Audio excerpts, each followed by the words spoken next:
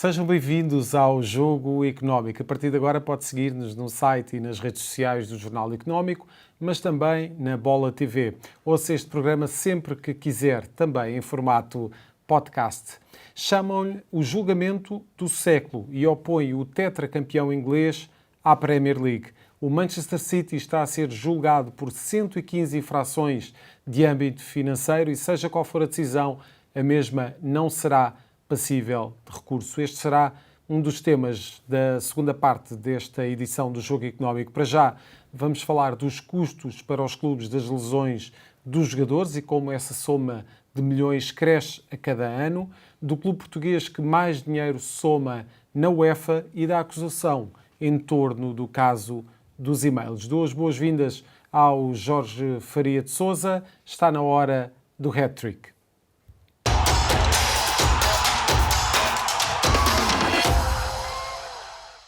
Como sempre, lançamos para debate três números que marcaram a semana. O primeiro número é 732 milhões de euros, o custo das lesões para os clubes da Big Five na época passada. Este número foi apurado pela quarta edição do European Men's Football Injury Index, que estima que 4.120 lesões que se registaram durante a época passada tenham custado aos clubes das Big Five um total de 732 milhões de euros. Este cálculo diz respeito aos salários pagos aos jogadores que não puderam dar o seu contributo. Note-se que desde 2020-2021, a primeira época em que se fez este relatório, o número de lesões aumentou 37% e as lesões custaram já um total de 2,3 mil milhões de euros aos clubes. A Bundesliga é a liga que está mais assolada por este fenómeno das lesões. Jorge,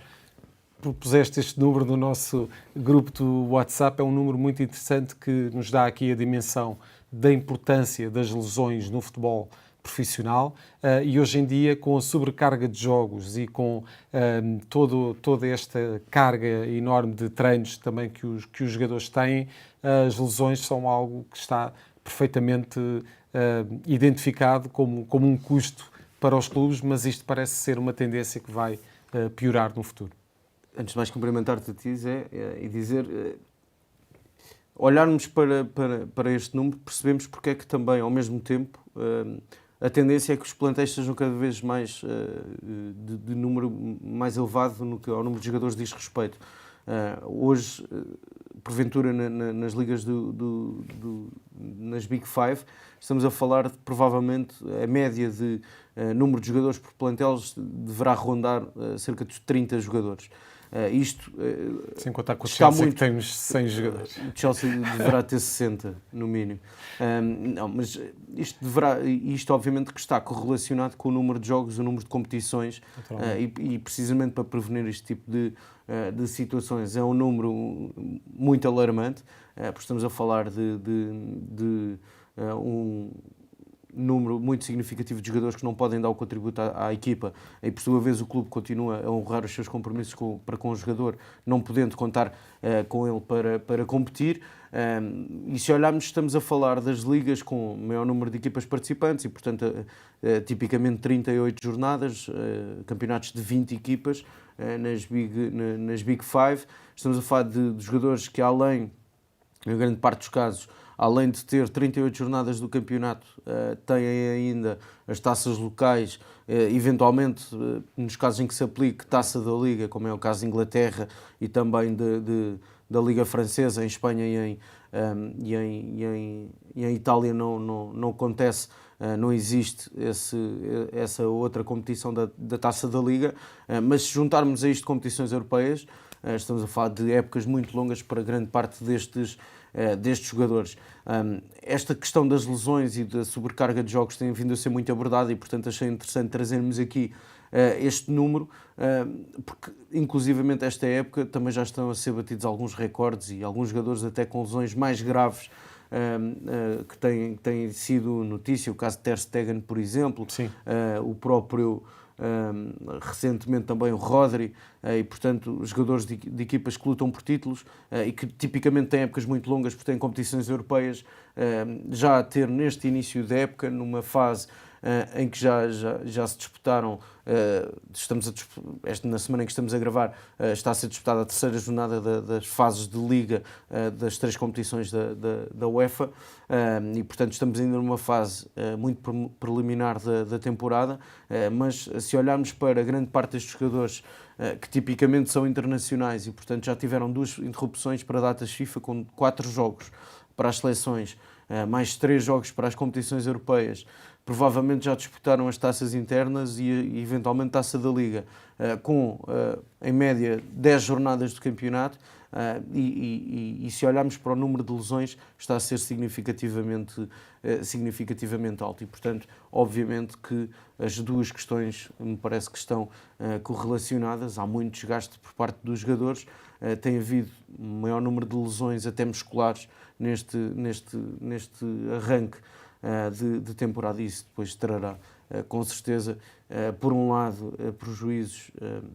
por via de não poderem contar com os jogadores para os clubes, mas sobretudo o futebol fica a perder, não podendo ter as equipas na sua máxima força. E é um tema, de facto, muito premente nesta primeira fase da temporada, e estamos a gravar uma terça-feira. Este número que nós escolhemos para esta edição do Hat-Trick já estará desatualizado na sexta-feira, quando o programa for para o ar. Estamos em semana de provas da UEFA e da Liga dos Campeões.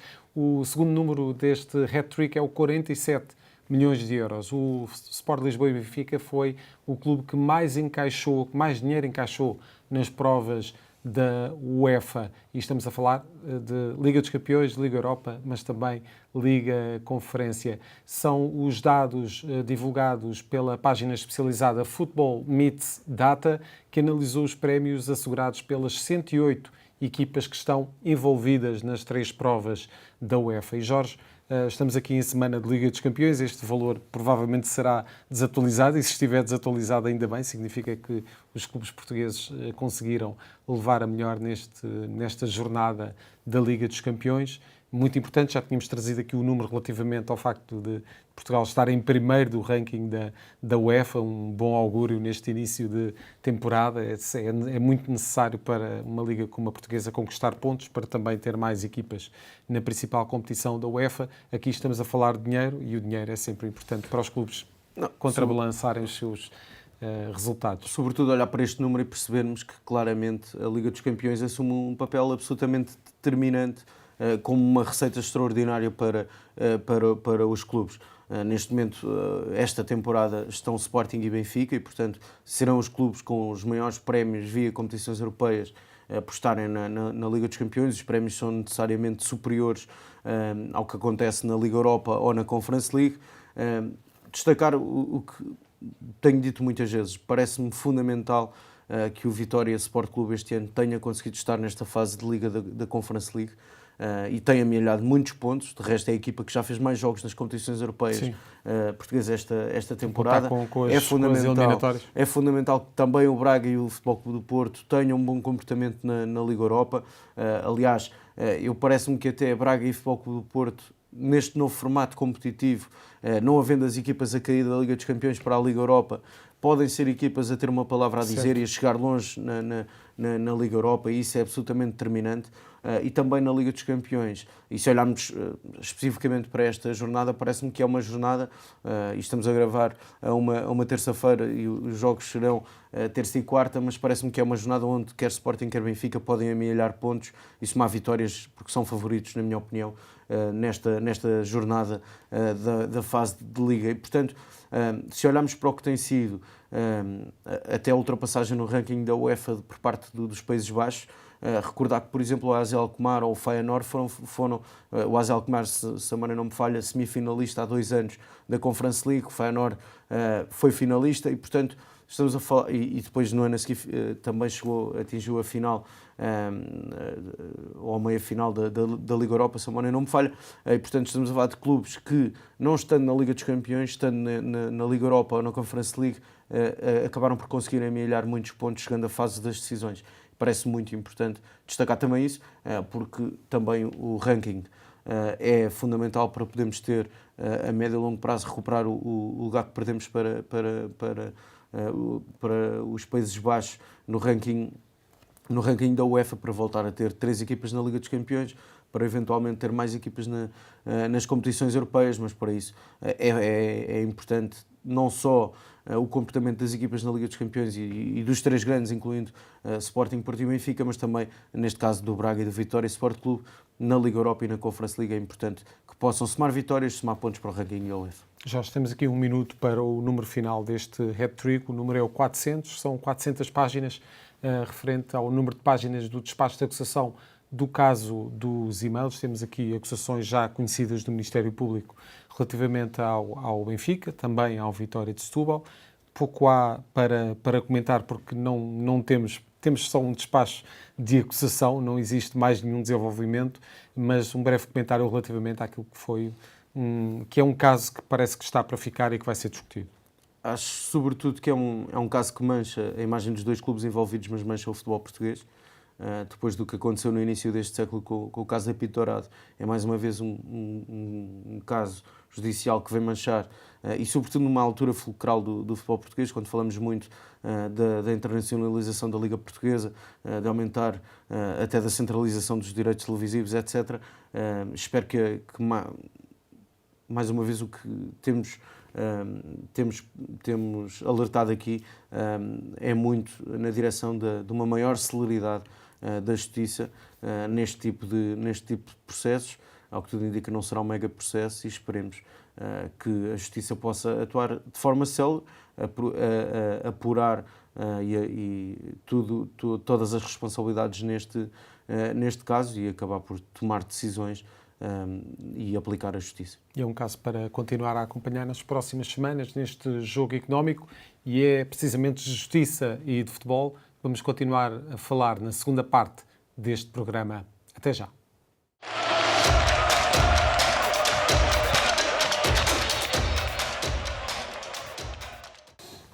Estamos de volta para a segunda parte deste jogo económico. Uma liga, a melhor do mundo, colocou o seu tetracampeão em tribunal e acusa-o de mais de uma centena de infrações de âmbito financeiro. O que está em causa e que consequências poderão sair daquele que muitos chamam de o julgamento do século. Fernando Veiga Gomes, advogado e sócio da Abreu Advogados, é o convidado desta edição do Jogo Económico. Muito obrigado pela presença neste programa. Vamos falar deste tema do Manchester City, mas também da questão de Diarra, que está a colocar aqui algumas dúvidas relativamente àquilo que será o panorama do futuro das transferências no futebol europeu. Mas para já, mencionar aqui o caso do City, que é um caso absolutamente peculiar, de um clube que é colocado em tribunal pela própria Liga, onde ganha uma série de campeonatos há uma série de anos consecutivos. O que é que poderemos esperar daqui em termos daquilo que é o conflito entre uma liga e o seu clube mais emblemático neste momento? Ou um dos seus clubes mais emblemáticos? Isso é uma questão muito complicada de responder. Temos de separar, são dois processos diferentes. Um, cuja decisão, aliás, é engraçado que este caso, tanto o Diarra como este do City, as decisões, essas primeiras, surgiram mais ou menos na mesma altura, no início de outubro. Mas falando especificamente do caso do City, por um lado havia uma ação, que essa sim foi decidida no dia 7 de outubro, uma ação do City contra a Premier League, onde o City vinha dizer que determinadas regras seriam ilegais. Determinadas regras de controle financeiro dos clubes. Portanto, um primeiro round, Um primeiro round que não foi ganho por ninguém. Aquilo ficou assim um empate. Às vezes os tribunais, os tribunais têm esta coisa de as partes vão para o tribunal, ambas querem ganhar, ou uma não quer ganhar e outra também não quer perder, depende de que lado estão, mas às vezes acontece que ninguém ganha. E foi um bocadinho aquilo que aconteceu. O tribunal veio dizer que, ou seja, aquelas regras, principalmente essas regras do aquilo que se chamam Associated Party Transaction, eles consideraram que aquilo que são os empréstimos do acionista, neste caso do acionista dono do Manchester City, o tal fundo de Abu Dhabi, que esses suprimentos não ficariam excluídos dos Associated Party Transactions. Portanto, aí há uma vitória parcial do City, porque como não ficam excluídos, ou seja, contam para o bolo, e portanto, como há muitos empréstimos de sócios, isso de certa forma melhora a situação do incumprimento, ou seja, vindo a Premier League a alterar essas regras em função da decisão, isso poderá melhorar a situação do Manchester City. Outra situação diferente tem a ver com o processo, o tal julgamento do século, que são 115 infrações praticadas pelo City às regras financeiras estabelecidas pela Premier League. Uma espécie de um fair play financeiro interno da própria Premier League, que os clubes ingleses têm que cumprir, que é muito apertado, e, quer dizer, é difícil explicar, são várias infrações, muitas delas têm a ver com a recusa de prestar documentação e informação, mas são incumprimentos vários e que vêm desde 2009. O direito inglês tem essas coisas que a prescrição, 2009 aqui em Portugal já tinha tudo prescrito, já tinha tudo, já não havia processos. Mas, nem empate dava. empate dava. Mas, portanto, isso são 115 infrações. E aí as sanções poderão ser várias, que vão desde multas, perdas de pontos, mais perdas de pontos, menos perdas de pontos. O Leicester e o Nottingham Forest foram até recentemente... O próprio Everton acaba por não descer e salvou-se. Condenados com perdas de pontos, portanto pode acontecer isso. Pode inclusive levar à exclusão das competições. O direito inglês, eu volto a fazer referência outra vez, no nosso direito, no direito civil europeu, ou de origem de natureza civil, nós precisamos, para punir alguém, precisamos de que esteja prevista a sanção disciplinar. O direito inglês não é bem assim. É um bocadinho a olhómetro, como dizia o meu avô. E, portanto, inclusive, eles têm a comissão independente que foi criada, isto não é propriamente um tribunal, é uma comissão independente, tem o poder de, ela própria, no caso concreto, decidir qual será a pena adequada às infrações que vierem a ser provadas. Isto é assim um pouco estranho. E, enfim, isto é um julgamento, não sei bem, não é bem um tribunal, mas pronto, chamamos-lhe julgamento, num sítio secreto, que não se sabe bem onde é, só anunciam, enfim, à última hora. Sem recursos, não será bem. Okay. Essa é uma outra questão engraçada. Este processo dará lugar a uma decisão. Essa decisão, para todos os efeitos, é uma decisão da Premier League. E dessa decisão admite que haja recurso. Por sendo uma decisão final, caberá recurso para, não sei depois exatamente se internamente para a Football Association, aí não sou especialista nessa coisa, mas sendo uma decisão final, seja da Liga, seja da Federação Inglesa, haverá eventualmente recurso para o Tribunal Arbitral do Desporto de Lausanne. E aí veremos... Essa decisão terá sempre recurso. E já há 2 anos atrás, em 2020, salvo erro, há 4 anos atrás, o City também foi penalizado pela UEFA com a proibição de participar na Liga dos Campeões e recorreu para o Tribunal Arbitral do Desporto de Lausanne e ganhou o recurso e pôde participar. Portanto, isto ainda demorará algum tempo, se bem que aqui esta comissão é mais ou menos, eles esperam que haja uma decisão lá para entre março e junho, portanto coincidirá com o fim da época desportiva. Vamos ver. Agora, não sei exatamente qual é que será a consequência, mas, enfim, aguardar com interesse. Mas, de facto, temos aqui um clube que é o Manchester City que tem subido, tem evoluído de uma forma absolutamente incrível, não é? O Manchester City, nós não temos assim uma grande diferença de idades, os três, mas o City do nosso tempo de adolescente não tinha nada a ver com este Manchester City, apesar de ser um clube com grande implementação social em história, em Manchester. Não tanto títulos, mas sim. Exatamente, e com alguma história. Sem entrar em grandes detalhes técnicos, o que é que estes clubes, não foi só o City, mas o City em particular, o que é que eles eram acusados de fazer? Como existem uma série de regras do tal fair play financeiro interno da Liga Inglesa, como é que eles davam a volta às restrições relativamente ao endividamento, aos empréstimos? Os clubes, como empresas, podem recorrer a empréstimos dos seus acionistas, à banca, sem número de ferramentas, qualquer grande empresa, qualquer multinacional pode recorrer. Mas como há restrições relativamente a isso, o que é que eles faziam? Eles empolavam os patrocínios, principalmente o patrocínio do title sponsor, para terem, no fundo, um coisa. E aí entramos num domínio de uma grande subjetividade, não é? Quer dizer, qual é o valor o valor do patrocínio, o valor da camisola. Quanto é que vale qual é o valor de efetivamente mercado, esse uma marca global, ativo? quanto é que vale esse ativo? É muito subjetivo e portanto, aí eu percebo a defesa também do próprio Manchester City, dizendo que não, repara bem, apesar de ser uma parte relacionada, não é? Porque Claro. há relações entre o patrocinador da camisola e o acionista, enfim, mas é disso, principalmente disso que se trata, um empolamento dos patrocínios para que o clube tenha uma fonte de receita adicional, claro, e possa, dessa forma, escapar ao espartilho das regras financeiras. E neste caso em particular, a Premier League tem aqui poucas saídas em que possa sair efetivamente por cima. Por um lado, se ganha, pode ter aqui um enfraquecimento ao nível daquilo que é o City, não sabemos qual é a moldura penal que vai ser adotada.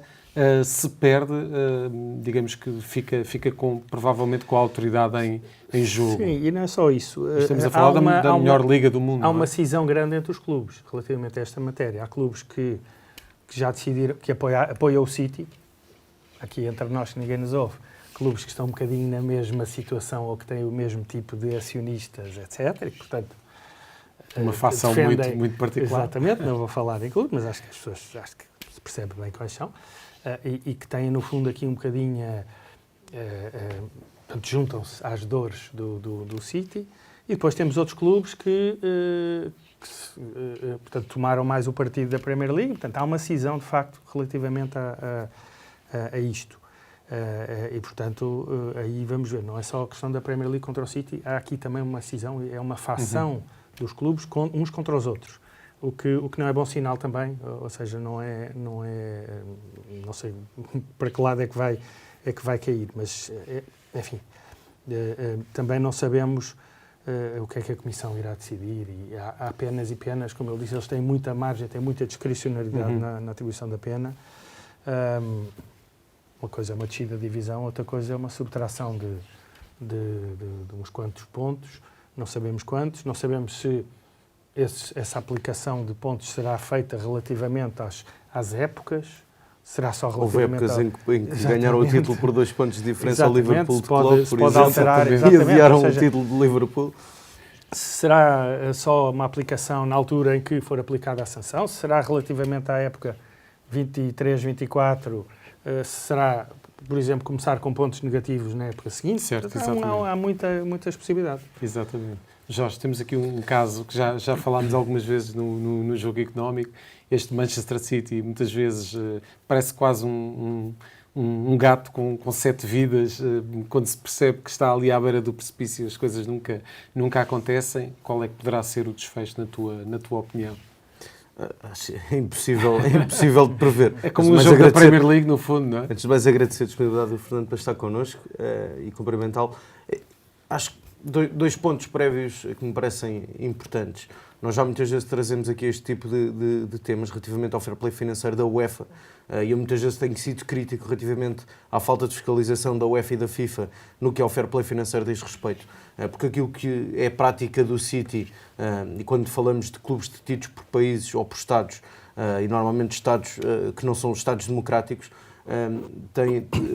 tem-se colocado isto com vários clubes em várias ocasiões. Recordar o Paris Saint-Germain naquela época de Neymar, Mbappé e Messi.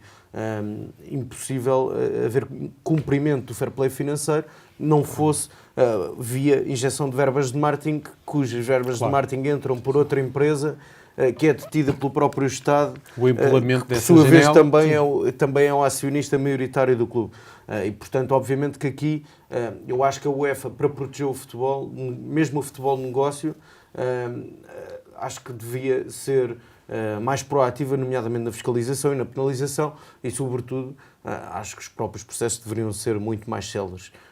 Neste caso do City, estamos a falar de infrações desde 2009, e quando olhamos para plantéis como é o caso do City ou do Paris Saint-Germain. E há aqui uma questão, a Ligue 1 nunca, ou provavelmente não irá interpor uma ação contra o Paris Saint-Germain depois de ter perdido já Mbappé, e portanto estamos a falar da liga mais competitiva do mundo, estamos a falar de uma liga que, como o Fernando dizia, nas últimas 2 épocas já houve clubes a serem punidos com a subtração de pontos, e falamos do Nottingham Forest e também do Everton. O Everton, no ano passado, se a memória não me falha, começou a época com 18 pontos negativos, o que até punha em causa a eventualidade de conseguir a manutenção, acabou por salvar muito próximo da última jornada, mas não é só na Premier League. Isso também me parece importante deixar aqui esta referência. As regras de fair play financeiro da Premier League e da FA são mais apertadas do que da UEFA. E portanto pode haver, por bizarro, um clube que possa estar inscrito nas competições europeias e não estar em cumprimento do fair play financeiro da Premier League, porque as regras são diferentes e mais apertadas. Mas também o próprio Derby County, por exemplo, do Championship, começou uma época com pontos negativos também por incumprimento de fair play da FA. E portanto tem havido muito maior escrutínio em solo britânico do que propriamente na Europa do futebol. Isso também me parece uma nota importante de deixarmos. E deixar aqui também já uma provocação. Quando olhamos para um clube que gasta em 3 mercados de transferência sensivelmente cerca de 2.500 milhões de euros, tudo para mais e nada para menos, como é o caso do Chelsea, veremos no futuro quais é que são potencialmente aquilo que poderá vir a fazer a própria FA e a Premier League. Uhum. E de facto, Fernando, antes passamos para o tema de Arra, de facto temos aqui esta provocação do Jorge relativamente ao Chelsea. Tem sido um gastar dinheiro verdadeiramente incrível. Se calhar nas costas do City poderemos ver aquilo que vai acontecer ao Chelsea no futuro, se é que vai acontecer alguma coisa. Pois, vamos ver. Isso já não é desporto, já é puramente entretenimento e negócio. Uhum. E, muito portanto, bem. Não tenho mais nada a acrescentar. O que diz respeito ao desporto é claramente este tema de Arra, que é pode ser de facto uma pedrada no charco ao nível daquilo que será o futuro das transferências europeias. O que é que está aqui em causa? O que é que podemos esperar em termos de mudanças mediante esta situação que foi empolada e provocada por Lassana Diarra? Pois vamos ver. Esse é um caso mais de fundo, talvez, porque toca na pirâmide de organização do futebol ao nível da FIFA, e toca em aspectos muito importantes que têm a ver com a estabilidade contratual, que têm a ver com quando um jogador rescinde com ou sem justa causa, com o cálculo da indemnização e com o pagamento dessa indemnização. E, portanto, isto afeta regras muito de fundo da FIFA. O que nós já sabemos é que a FIFA já abriu uma consulta aos stakeholders relevantes para que possam dar a sua opinião, e, portanto, estamos a falar da European Club Association, a EPFL, as federações, os próprios sindicatos representantes dos sindicatos dos jogadores, etc., já foram convidados, e outras entidades já foram convidados a expressar quais seriam as alterações pretendidas, tendo em conta a decisão judicial do Tribunal de Justiça da União Europeia. Portanto, aqui, como eu disse, são regras de fundo, e vamos ver qual é a alteração. Para explicar um pouco o que é que está em causa. Nós tivemos uma decisão que veio dizer que certas regras do regulamento de transferências da FIFA eram ilegais face ao direito europeu, ilegais pelo objeto, e ilegais na medida em que restringiam ou eram capazes de restringir liberdades fundamentais, uma delas o direito ao trabalho, o direito de circulação, etc. Ou seja, que os jogadores estariam ou estavam ou estiveram, ou podem estar, condicionados na sua liberdade de escolher onde querem trabalhar e como e em que condições, por existirem regras que restringiam de certa forma a sua liberdade. Ou seja, o jogador sabia que ao rescindir com um certo clube, não podia escolher livremente outros clubes no espaço europeu, porque estava condicionado por algumas regras. E que regras é que são essas? Por um lado, uma regra que diz que se o jogador rescindir sem justa causa, o clube para onde ele for é solidário com o pagamento da indemnização. Portanto, isto é um aspecto que o Tribunal veio dizer que era legal face ao direito europeu. Depois, as regras que existem relativamente àquilo que se chama o período protegido. Para explicar. O período protegido é um prazo de 3 anos quando o jogador assina o contrato. Portanto, durante 3 anos ele está no período protegido. E, portanto, antes dos 28 anos e depois dos 20 anos, 2 anos. Portanto, se o jogador rescindir sem justa causa dentro desse período, pode-lhe ser aplicado ao jogador e ao clube por onde ele for sanções desportivas. Portanto, o jogador pode... Portanto, a sua liberdade está condicionada. Durante 2 anos, ele sabe, pode rescindir sem justa causa e, independente da questão da indenização, ele pode ser sancionado e ficar sem jogar o jogador. E o clube por onde ele for, aliás, tem uma presunção que é ao contrário, ou seja, o clube é que tem que provar que não aliciou o jogador. Portanto, se não se conseguir provar que ele não aliciou, o clube também pode ser sancionado. Tivemos o caso aqui em Portugal, por exemplo, do Tondela. O Tondela foi sancionado com 2 janelas de proibição de inscrição de jogadores, uma sanção desportiva, e em função disso desceu de divisão, porque não tinha equipa, não pôde contratar jogadores, por causa justamente de ter contratado um jogador no período protegido.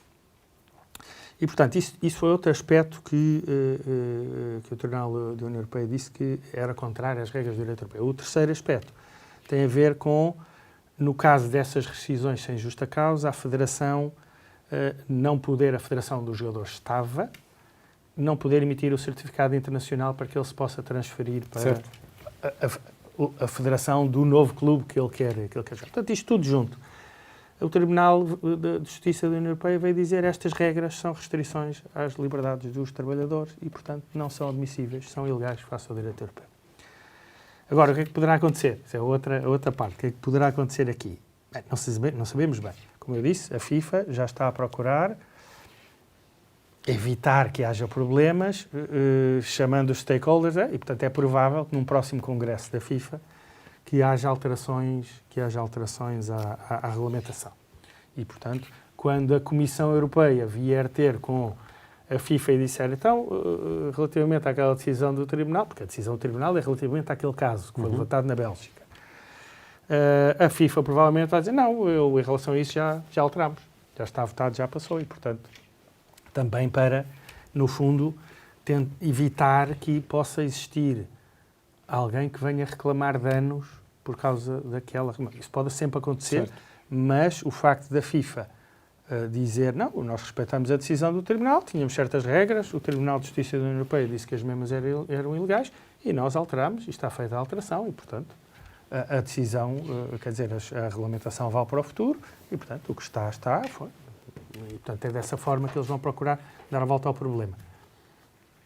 Jorge, de facto, já conversámos sobre este tema referente a Diarra. É de esperar grandes mudanças relativamente àquilo que é o panorama das transferências a nível mundial? Não sendo eu jurista, mas acompanhando o comportamento da FIFA, parece-me o mais plausível de acontecer é que a própria FIFA, a posteriori, vai alterar os regulamentos para não ter que depois se gerar jurisprudência dos casos que estão para trás. Neste caso, como já temos vindo aqui a referir, estamos a falar de um clube e de um atleta ao qual, segundo o que tem vindo a sair na imprensa, unilateralmente o clube efetua um corte de 50% do vencimento do jogador. O jogador, alegando precisamente essa prática, acabou por rescindir unilateralmente o seu contrato.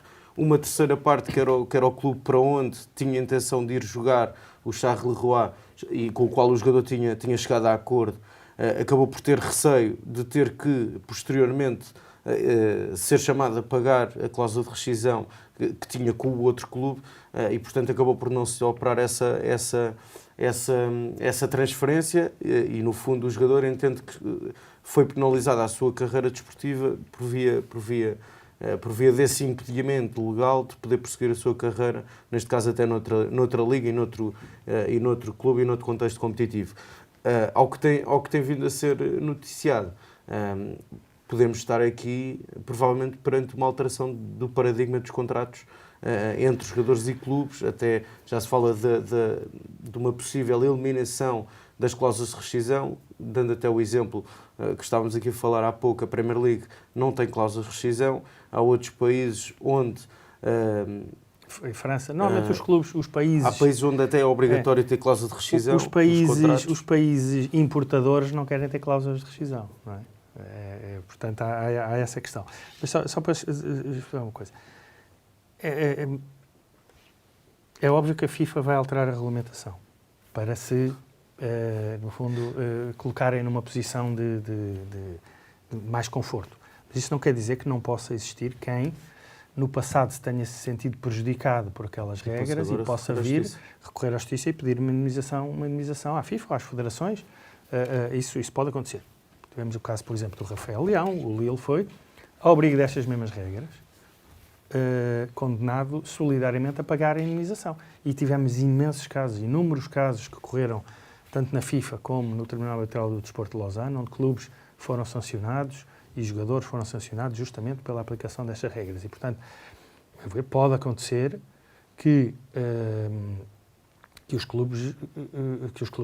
os prejudicados, sejam clubes, sejam jogadores, possam individualmente ou juntos reclamar indemnizações à FIFA, à UEFA e às federações nacionais. Isso pode acontecer. Uhum. É um tema para acompanhar. Continuar a acompanhar. Vamos ver. Por outro lado, é fascinante e justamente esta ligação muito interessante entre o direito europeu e o desporto. E termino com isto. O desporto foi sempre considerado como um direito especial. E por ser especial, certas regras, como estas e como outras, por exemplo, há janelas de transferência. O jogador só se pode transferir, isso é uma restrição à liberdade dos trabalhadores. Se nós vamos começar cada vez mais os tribunais de justiça a considerarem que o direito do desporto, se quiser, que não é especial, abre-se a caixa de então Pandora. abre-se uma caixa, então quer dizer, então vamos acabar com as coisas, podemos ter transferência a qualquer altura, claro. Podemos ter imensas coisas que, dada a especialidade, elas são admissíveis. Não é? Esta era uma delas. Esta é mais uma que cai. A questão da solidariedade, a questão do período protegido. Portanto, ou seja, há aqui um bocadinho esta coisa. E isto tem a ver com inúmeros casos. O caso da Superliga, o caso de outros. Portanto, isto é uma mudança grande. Claro. Aqui, por aí sim, e neste casamento, entre o casamento, não sei bem se é um casamento, nesta colisão entre o direito europeu e o direito do desporto e as suas regras, etc., aqui é que está o interesse desta temática toda. E ainda estamos para ver os efeitos. Fernando Vaguei Gomes, muito obrigado pela presença neste Jogo Económico. Fechamos assim a segunda parte deste programa. Passamos para a terceira parte do Jogo Económico com as escolhas dos nossos comentadores.